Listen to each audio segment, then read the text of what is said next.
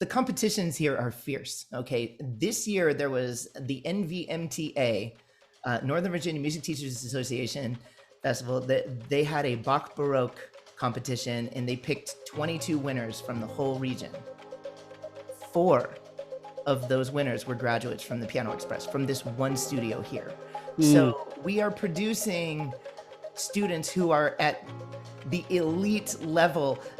So our foundation that we're setting is really, really strong. So I would say, again, if there's anyone listening to this podcast who, like me 15 years ago, was skeptical of group lessons, it's like, ooh, I don't know if group lessons is going to lay that foundation so that students later on can be their very best. Like there's this idea that group lessons, internet tools, even digital pianos instead of acoustic pianos, all those things are going to damage. There's going to be damage done at the very beginning that's irreparable for the student's life. I have evidence. You can go to the NVMTA website and see it for yourself. I have proof that that is just smoke. It's not real.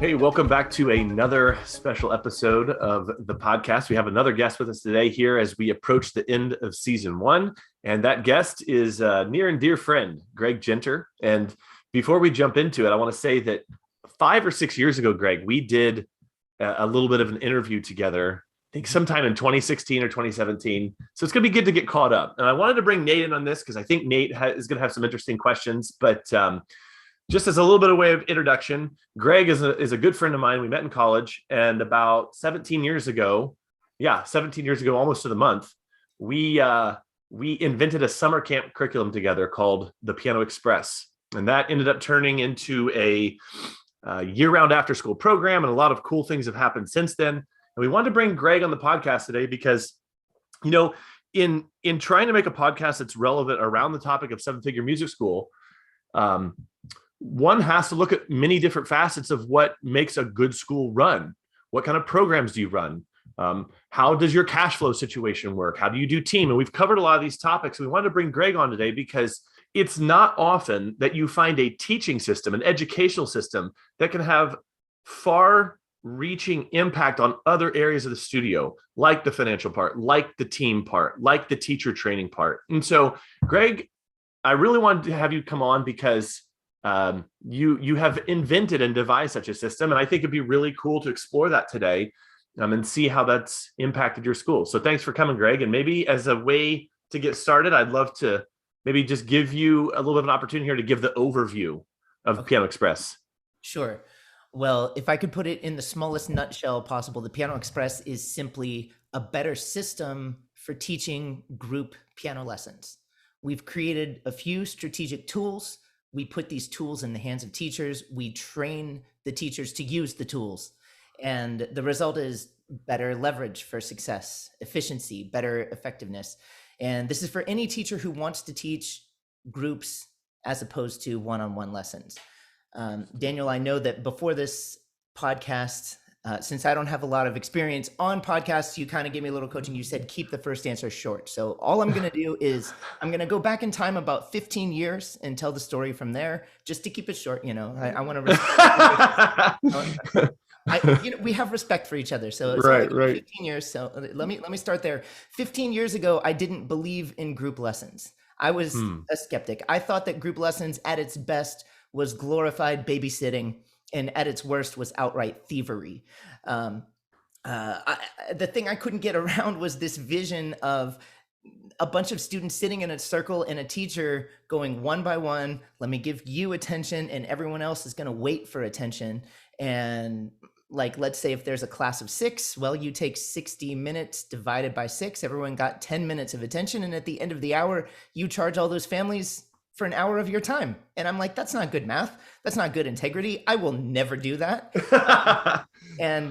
So we invented a summer camp more than 15 years ago. And I was stuck in a little bit of a hard situation. I had a lot of people coming in from the summer camp who wanted me as a teacher, and I was still teaching one-on-one lessons. And so I had this wait list, and I wasn't comfortable with that either. And so I was starting to lose sleep. They say that necessity is the mother of invention. Yeah. Yeah. And I even remembered because I was still like 22, 23 years old, Hmm. single, living with my parents. I was thinking like I should just move out to Washington, D.C., where your studio was, and just teach all these extra students that Greg can't teach. I remember Right. us talking about that with some degree of seriousness. Right. Well, I'll tell you, one of the things that changed blew my mind was I was at a local piano retailer. They had some representatives from Roland, the Roland Hmm. Corporation, come in and talk about their pianos and some of the new things that their pianos had built into the hardware.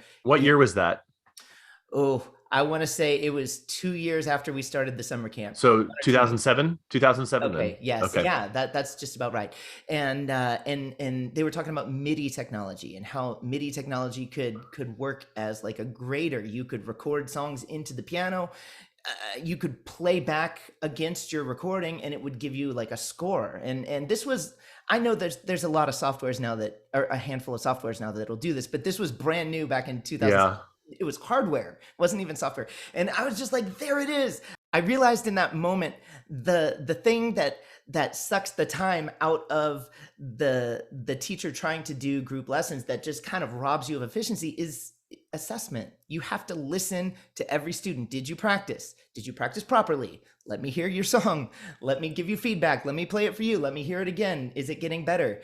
And all of a sudden it was like a machine can do that. And if a machine can do that, then I can spend more time teaching. And all of a sudden my mind started to open. I started to see, maybe if I could create a hybrid, okay, of a group lesson experience where we're using technology in a smart way, just simply as a means of gamifying things for students and leveraging better time management for teachers, this could work.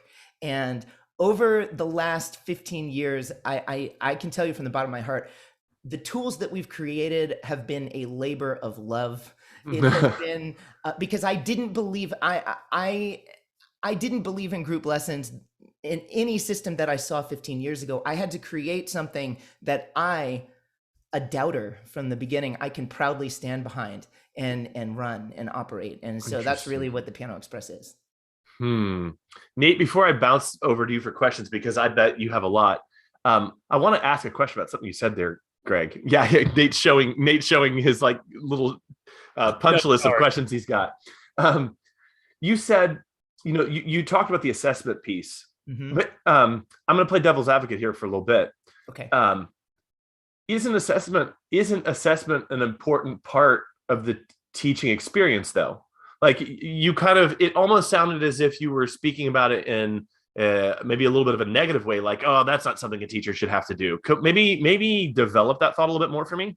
Sure. I'm happy to answer this. You play the piano with 3 senses, right? We have 5 senses. We can smell, taste, but we're not smelling and tasting music. We are touching the keys. We're seeing the music. We're seeing the pattern of the keys, our fingers lining up. We're using sight. And then we use our ears. Arguably, our ears are the most important sense. And I certainly believe that teachers need to be listening intently, judiciously to students. Yes. But does a teacher need to be plugged in 100% of the time, watching a student's every move? I know that that's how a lot of private lessons work, but I've seen that with a lot of students, that can just boost their anxiety. It can actually shut down children's learning processes. I think that there is a time and place to give a student a pair of headphones and say, hey, I'm going to be back in a few minutes. You know what to do. I want you to work this issue out, and I'll be back to check on you. So yes, I don't leave assessment 100% to technology, but I don't leave it 100% to teachers either. I think the right word is hybrid. We're a hybrid of both. Interesting.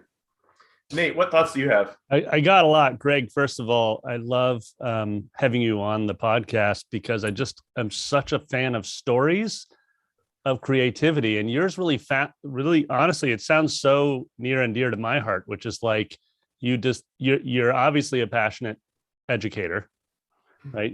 You're clearly you're clearly in your zone of genius. You're doing exactly what you were meant to do. And yet for you, it sounds like you're an innovator too. You're just like, well, how can I innovate on this thing that I love to do? And it's just awesome. It's exactly what the world of education needs, is innovation on something that we're truly, genuinely passionate about. So anyways, congrats. Well, thank you.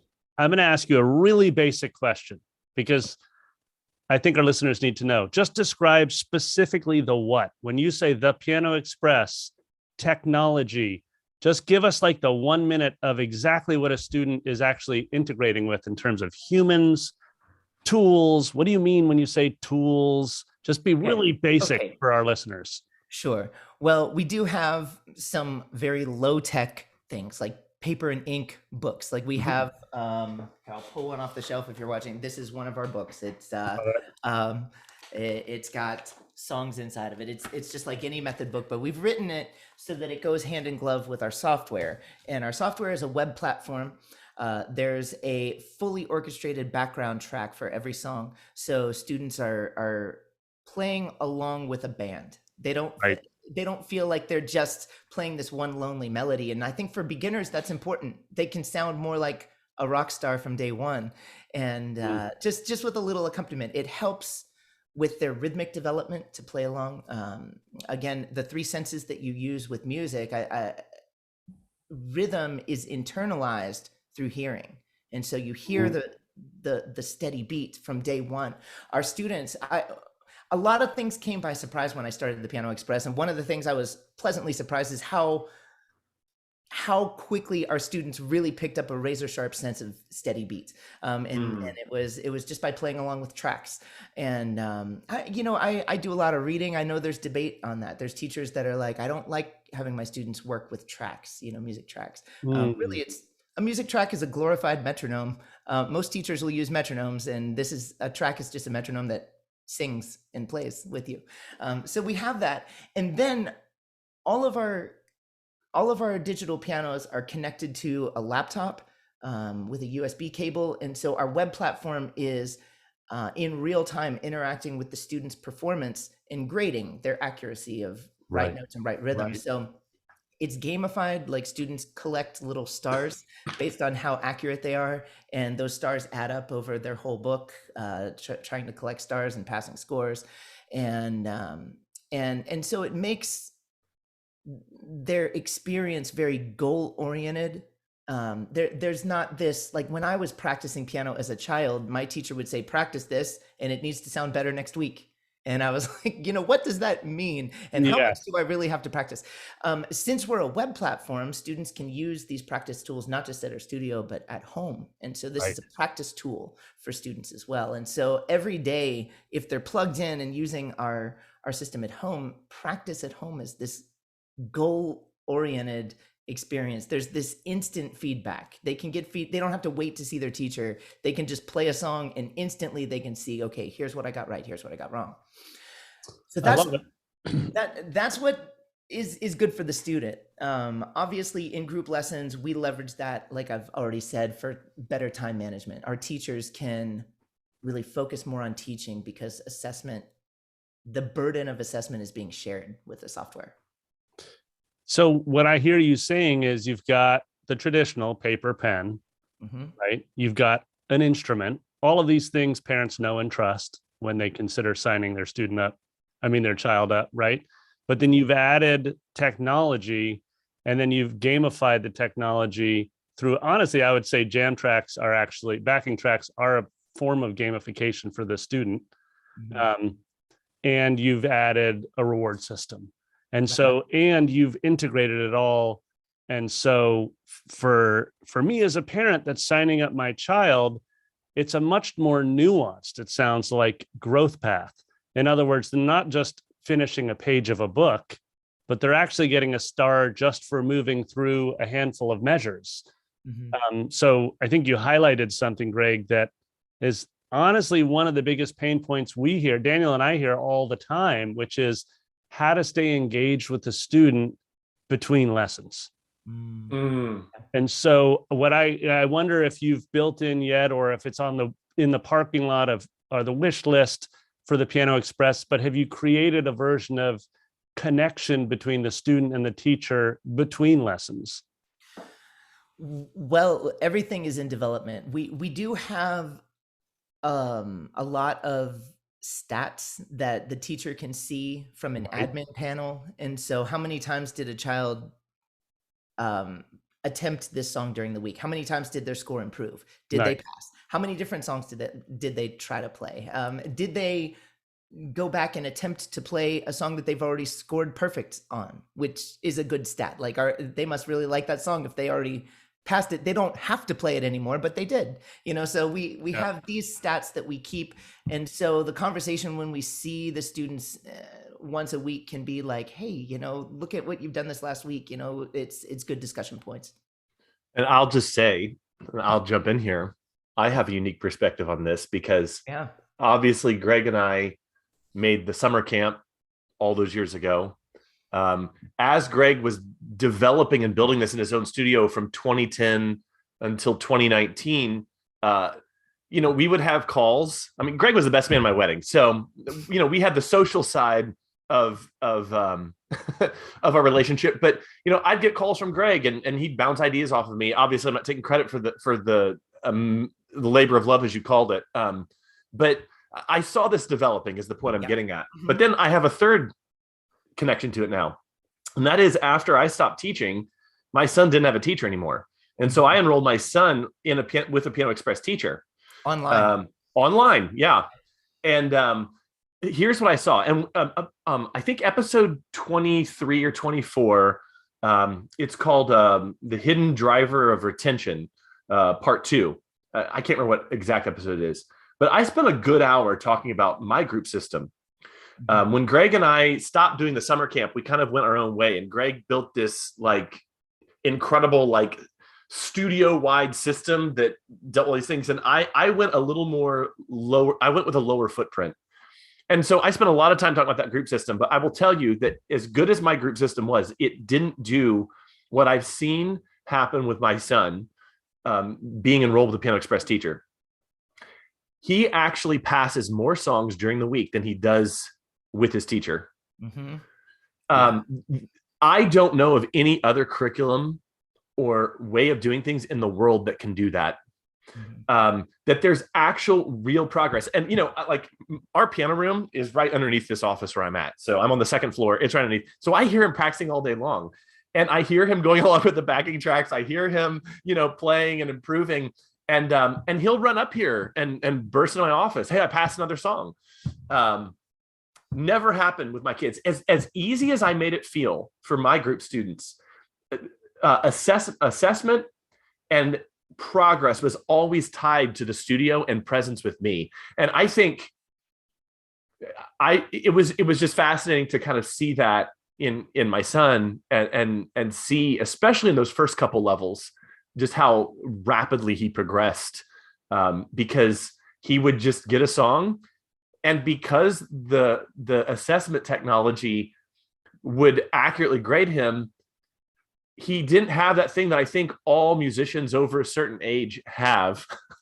And that is, I just remember growing up and thinking am I doing this right? I remember being 12 years old, having played 8 years, playing some fairly difficult intermediate to late intermediate music.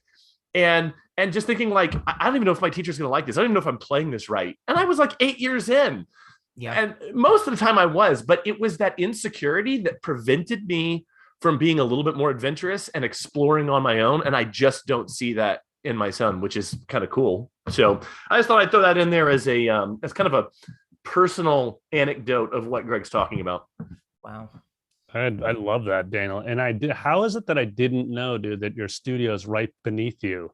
And all the times that you and I have recorded so many episodes, I had no idea there was a piano runner. And Calvin. Yeah, anytime that I'm on a meeting, I'm like, Calvin, you can't play the piano. Sorry, you can't do your practice time. We mandate at least 30 minutes a day. He's 9, so that and sometimes he does even more than that, which is kind of cool. But yeah, he can't play right now because it'd be too loud. Greg, I want to rewind tape for a minute. I want to go 15 minutes back in this podcast to a comment you made, because it really stuck out to me when you were giving your overview. And I appreciate how little faith you had in group lessons. Okay. And I appreciate that you said, I didn't believe in them. And then to me, it sounds like this Roland rep actually was a trigger. That was a trigger for an aha moment for you. There you were, like in the piano store, and they were showing this technology, and we're like, wait a minute. Yeah. And so what I wrote down on my card here was like, there's a solution to scale, and scaling in business, which is what we run, has actually become kind of a dirty word, right? It used to be super sexy, and then now we're much more suspect of companies that are trying, like an Uber, that's like, well, you're just burning through cash to scale and grab the whole, da da da da. What I love about it is that you use the word integrity. You're like, I'm not doing this unless it meets a bar for you personally. Right. So I just really appreciated that in your pivot from being a sort of having no faith in the idea to really being really believing in it and saying, in fact, I believe that it could potentially be a better solution. I'm curious for you personally, what are those core values for integrity that are so key to you when you're developing a promise to a parent and you're just saying, listen, this is what I deliver on at the Piano Express?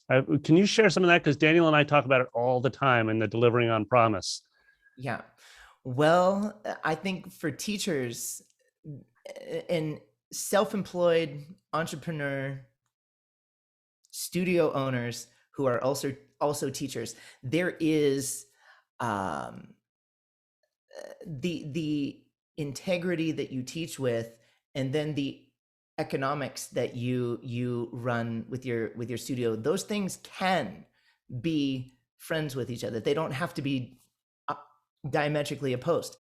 I believe that the benefits from teaching group lessons well have far-reaching impacts into the economic side. Our studio, we don't have to charge families as much money for group lessons as we would if we were only teaching private lessons. We can make good margins. We can pay our teachers better, and all of our teachers can have living wages and disposable income. They don't have to be oh man, I feel like a lot of teachers go into a career of teaching music and it's like almost like taking a monastic vow of poverty. It's just, I knew you were going to say that. I promise in life to be poor and make no money. I will serve the children and teach them. And I don't ever see myself as being like a shark for money and just, smelling blood in the water and be like, I'm just going to do whatever I can to make money. That's not me. But I do believe that teaching music needs to be an economically feasible option for anyone like who's going into careers. If it wasn't, and if it let's say if that trends down, let's say if the occupation of being a music teacher continues to become a less and less economically advantageous choice, less and less people are going to do it. There will be less supply in the market and probably not more demand. But if supply just is forced down, then eventually demand will dry up as well. And we will see music education as a whole start to disappear. And there's already like doomsdayers out there saying, hey, there's less kids learning piano now than there was 30 years ago, 50 years ago. And I believe from the bottom of my heart, things like the Piano Express can help that to trend back up. We can drop into a community, set the price point lower, make a better career for teachers. More people are like, hey, I could be a piano teacher. This could be a good option for me. And then we bring music education in a strong way back into communities. And so I really like the economic side of what I do and the integrity side of what I do. They are good friends with each other. They sleep in the same bed together. They sound really closely linked. And what's fascinating to me too, to hear your answer to that question around integrity, Greg, is that you really sound like an advocate for music school owners. Oh yeah. And that's a unique headspace to be in, because most people in your shoes are thinking primarily about either themselves, just how to actually get through another week, running their studio, or they're thinking about their customer base, the parents, you know, and then and from there, the students. So it's really cool to hear you. I love that perspective, the macro perspective you bring into it too, in terms of what's the ripple effect that the Piano Express can have years down the road. I think we should get into the nitty gritty for a second. Okay. I think we should let's say we have a listener here thinking, man, this sounds amazing to me. I mean, Daniel and I have a bunch of friends other school owners who are right now literally building group piano programs in their studios. Let's just talk about the nuts and bolts, like what's actually required, what's the initial investment, what is the space you got to build, how many instruments, what's the good starting point in terms of number of enrollments. Give us just like your 3 minutes, like you want to start this, boom, boom, boom. Here's what you're going to need to get off the ground by the autumn. Okay. Well, I'm going to give you, I'll start with a URL. The place you can go to get all the details, if you really are interested, www.grouplessons.com. That is easy to remember. I'll say it again, www.grouplessons.com. If you go there, you'll get like the long answer. So I can give you a short answer here. Nate, you asked a lot of questions. We'll just start with the simple. The space is the easiest for owners to conceive of. So I'll give you the short answer. Space, the Piano Express works best if you can commit 2 rooms, and the rooms should be at least 12 by 12. The system works really, really well if you have 1 room for assessment and 1 room for what we call discovery, but that's teaching technique and theory. And if you can split that into 2 rooms, 2 stations, then our system works really, really well. We like to work with up to 6 students at a time. And what else did you ask? And so is it like is it a 60-minute class? Give us the rundown, because we think, when I work with other school owners and we're putting together forecasts, we just treat it like inventory. We just like, how many blocks in any given week can I put the Piano Express? What's my enrollment going to be? How long is it going to take to reach 80 to 90% sold out? We're just running forecasting. So give us the forecast. How long is it? We can have 6 per how many minutes? Okay, so I work with up to 6 students at a time. My 12 by 12 room has 6 pianos, kind of crammed into it, but it does fit. They all fit. Students are at our studio for 1 hour. Love it. I see a new group of students every 30 minutes because we work in 2 rooms. There's students spending 30 minutes with the assessment. They are working with our software, and they're working with teacher assistants. They are working with, we employ college age, high school age music students to work with our elementary school aged students that are at the Piano Express. So in the assessment room, 30 minutes, then they come into our room for another 30 minutes. So I'm seeing 6 students at a time, but I am seeing up to 12 students an hour, because we cycle. Yeah, I love that. A new group every 30 minutes. So just to clarify the assessment, it sounds like you have what we at Brooklyn Music Factory call MITs, musicians in training. So that wouldn't be you, a highly trained master educator. It would be someone who's sort of in the training process.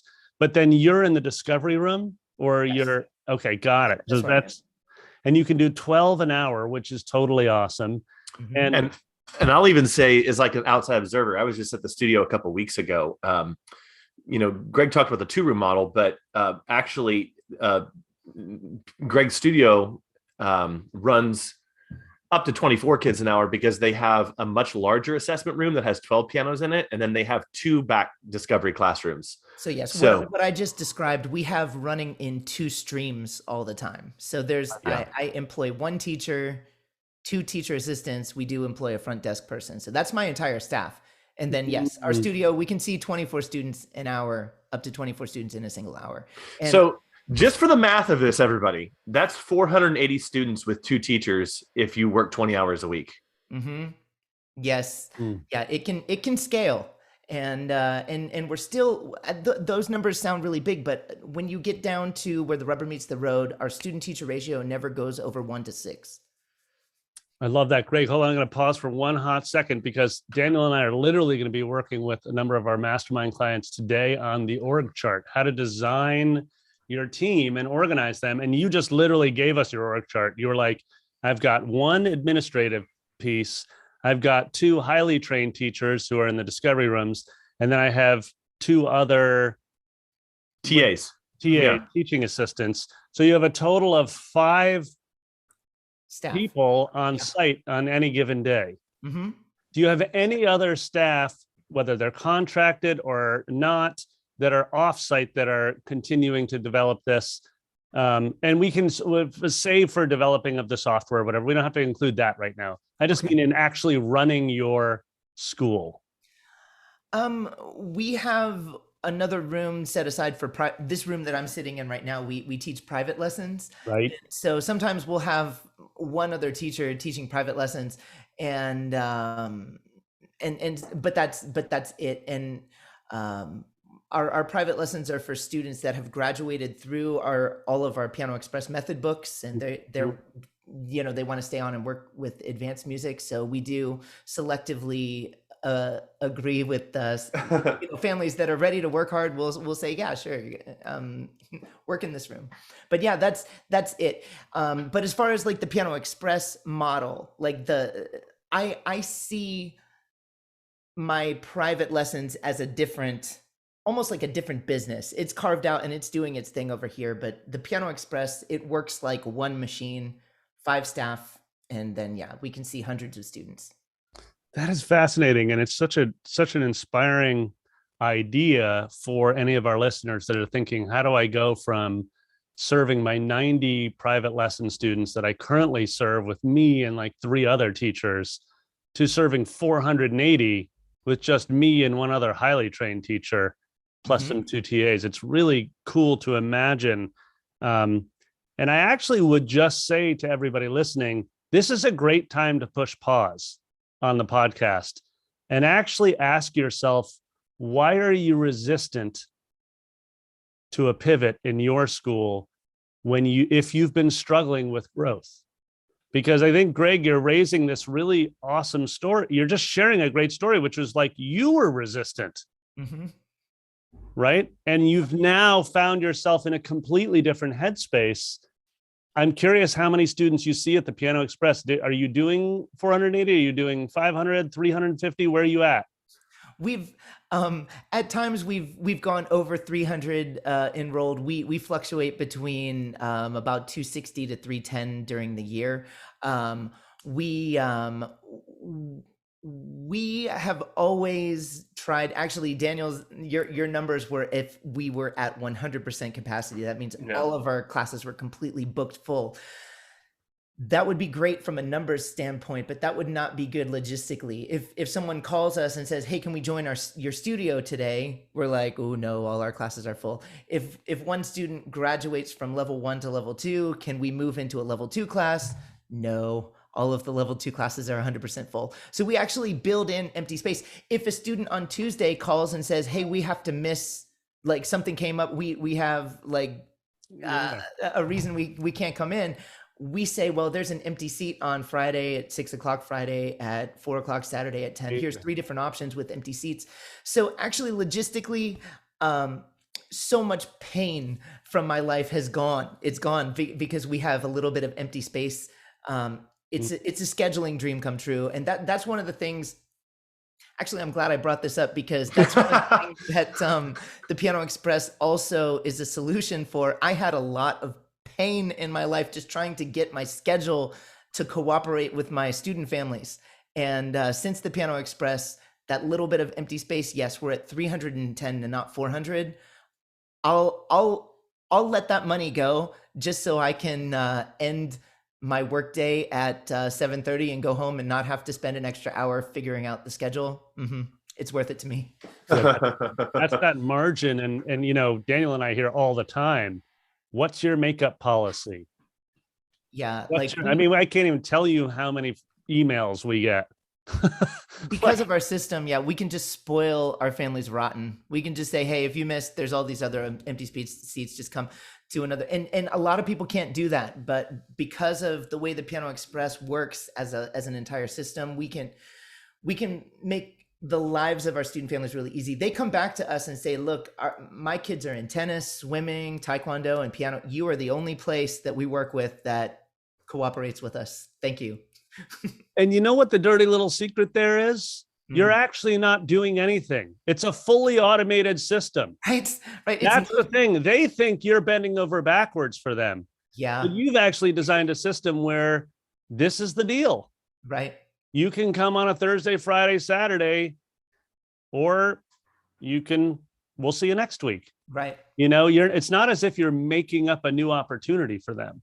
Yeah. You've built it into your system, which is so awesome. I grabbed this quote while you were sharing an insight a few minutes ago, and I grabbed it from Keep, or formerly known as Infusionsoft, which is the CRM marketing software we use. Yeah. And their tagline is, do work that matters, period, automate the rest. And I just thought, as you were talking in your development of Piano Express, you're like, let's automate as much as possible so our teachers and our staff can focus on the work that matters. Yeah. And so I wonder if you could I'm going to take it up to 10,000 feet one more time. Okay. If you were to summarize in your estimation, now having done this for, well over a decade, what do you think as a studio owner is the work that actually matters? The work that matters for a studio owner, let me push back, or let me just help you clarify. A studio owner who is also a teacher, or do you just want to say a studio owner who is also a teacher?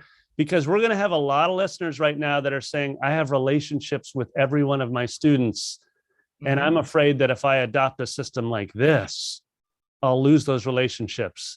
To them, they might define that as the work that matters. So I'm curious for you, like, what is the work that matters? Because clearly you have really pinpointed things that you care about.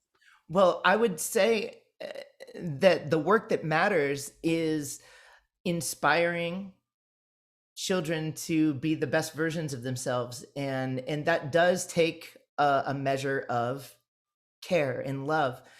And I would say if a teacher is working one-on-one and they are afraid they're going to lose some sort of that, I'm going to use the word intimacy with their student. If they go to a 1-to-6 model, just think about kindergarten teachers who work with groups of 20. And every one of those 20 children in that class love that teacher, and that teacher loves those students.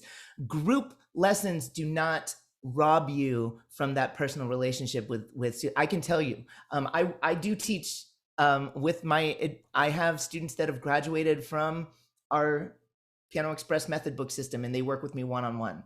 And I have students that I teach in groups, and I don't feel less connected to the students in groups. It is, that is an imagined problem. And if you cross the line, if you just hold your nose and jump cannonball into the pool and trust, you will see on the other side that that's not a real problem. Yeah, I love that. Can I ask you a couple of other sticky questions? Because this is something that I've thought about for years as we've developed, Big Music Games at Brooklyn Music Factory and our songwriting program and all these things, which is that, over here in bucket number 1, you make a promise as a school. You say, we promise to transform your family in this way when you enroll in our organization, in our school, right? And then you deliver on that promise through the Piano Express, a songwriting curriculum like BMF, however you approach it. But one of the things I can always tell with someone who's developed a product is when they know precisely who it does not serve well. Because we say all the time, when someone comes to us and says, our child wants to learn the repertoire, this is absolutely not the place for you. Do not send your child here. We're here if you want to develop the ability to write lyrics, collaborate with other musicians, and perform consistently every year with other musicians, original music, right? We would never take a student who's like, I just finished book 3 of the Suzuki Method, and I can't wait for book 4. I would send them to my friend. So Okay. I'm curious who you're consistently turning away at the Piano Express. Okay. Who is not a good fit?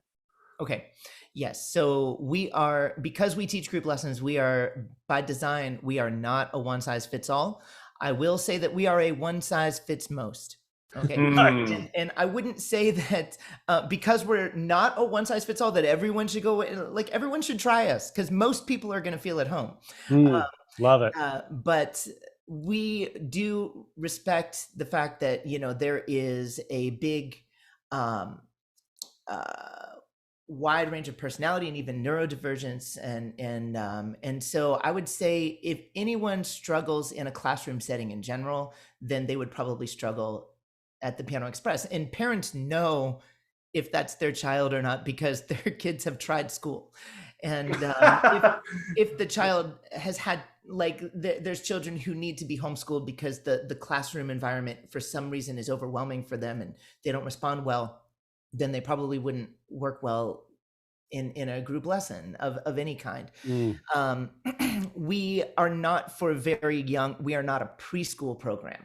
So parents that come with their 2.5-year-old or 3-year-old, we just say, hey, there's this great preschool program down the road, come back in a few years, because we do try to teach note reading, music literacy on the front end. We try to teach that early on. So we are looking for school age students. One of the categories that I think many of our listeners would think that group lessons is not a good fit for are the very committed. Let's say that there's a student that is just like, if you could look into the crystal ball, this student is going to be like full scholarship to Juilliard. We better start that student from day one on a grand piano with a highly trained teacher one-on-one, because we've got to let that foundation be as solid as possible. I would, in my first year of group lessons, if someone said, is that student a good candidate for group lessons? I wouldn't know, but I'll just tell you the facts. Here in Northern Virginia, where I live, this is a suburb of Washington, D.C. There are millions of children that live in this area, and it is a competitive area. There are big piano competitions in this region, and some of the teachers in this area, the local competitions are just the appetizer. They go on to regional, state, national, international competitions. So the competitions here are fierce. Okay. This year there was the NVMTA, Northern Virginia Music Teachers Association Festival, that they had a Bach Baroque competition, and they picked 22 winners from the whole region. 4 of those winners were graduates from the Piano Express, from this one studio here. So we are producing students who are at the elite level. So our foundation that we're setting is really, really strong. So I would say, again, if there's anyone listening to this podcast who, like me 15 years ago, was skeptical of group lessons, it's like, ooh, I don't know if group lessons is going to lay that foundation so that students later on can be their very best. Like there's this idea that group lessons, internet tools, even digital pianos instead of acoustic pianos, all those things are going to damage. There's going to be damage done at the very beginning that's irreparable for the student's life. Yeah.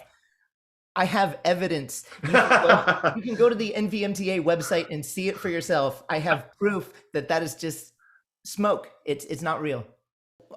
The last thing I want to say is that I'm going to step back and just say the humble truth. The only thing that I've done is I've created tools. Okay. Tools are only as effective as the human being that's holding the tools.